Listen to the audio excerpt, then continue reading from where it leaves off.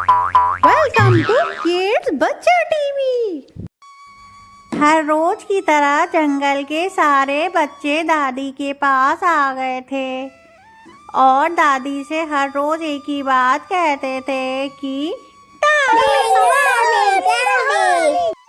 अरे मेरे प्यारे बच्चों तुम लोग यहाँ तक आ गए मेरे पीछे पीछे। ठीक है सुनाती हूँ तुम्हें कहानी। आज मैं सुनाऊंगी तुम्हें भगवान नरसिंह की कथा, जो भगवान नारायण का ही अवतार है। यह कथा असत्य पर सत्य की विजय और भक्त की अटूट श्रद्धा का प्रतीक है। यह कहानी हमें सिखाती है कि ईश्वर अपने भक्तों की रक्षा के लिए किसी भी सीमा को लांघ सकते हैं। सतयुग में हिरण्यकश्यप नाम का एक शक्तिशाली असुर था। उसने ब्रह्मा जी की कठोर तपस्या करके विचित्र वरदान प्राप्त कर लिया था। वरदान के अनुसार उसे न कोई मनुष्य मार सकता था, न पशु, न वह दिन में मर सकता था और न ही रात में मर सकता था, न तो घर के अंदर और न ही घर के बाहर, और न ही किसी अस्त्र या शस्त्र से मर सकता था। इस वरदान के कारण वह स्वयं को अमर और भगवान मानने लगा था। उसने अपने राज्य में भगवान विष्णु की पूजा पर प्रतिबंध लगा दिया था और आदेश दे दिया था कि उसी की पूजा की जाए। हिरण्यकश्यप का पुत्र प्रहलाद बचपन से ही भगवान विष्णु का परम भक्त था। जब हिरण्यकश्यप को यह पता चला तो उसने प्रहलाद को भगवान विष्णु की भक्ति छोड़ने के लिए कहा, लेकिन प्रहलाद अड़िग रहे। क्रोधित होकर हिरण्यकश्यप ने प्रहलाद को मारने की कोशिश की। उन्हें पहाड़ से नीचे फेंका, जहर दे दिया गया और हाथियों से कुचलवाया गया।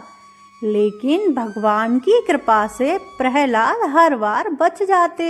यहाँ तक कि जब हिरण्यकश्यप की बहन होलिका, जिसे आग में न जलने का वरदान था, वह प्रहलाद को लेकर अग्नि में बैठी, तब भी प्रहलाद सुरक्षित रहे और होलिका जलकर भस्म हो गई।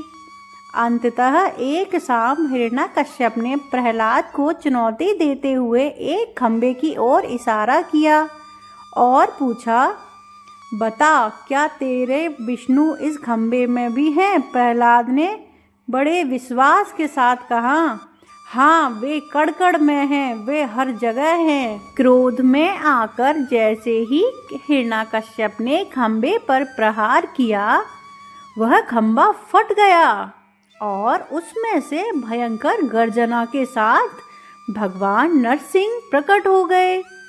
उनका आधा शरीर सिंह का था और आधा शरीर मनुष्य का था, ताकि ब्रह्मा जी के दिए वरदान का उल्लंघन ना हो सके।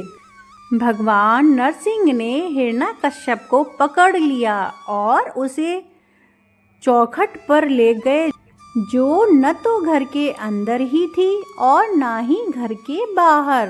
भगवान नरसिंह ने उसे अपनी जांघों पर लिटाया और गोधूली बेला यानी कि शाम का समय था, अपने तेज नाखूनों से, जो अस्त्र और शस्त्र की श्रेणी में भी नहीं आते थे, उसका सीना चीरकर वध कर दिया और हिरण्यकश्यप को वहीं पे मार दिया।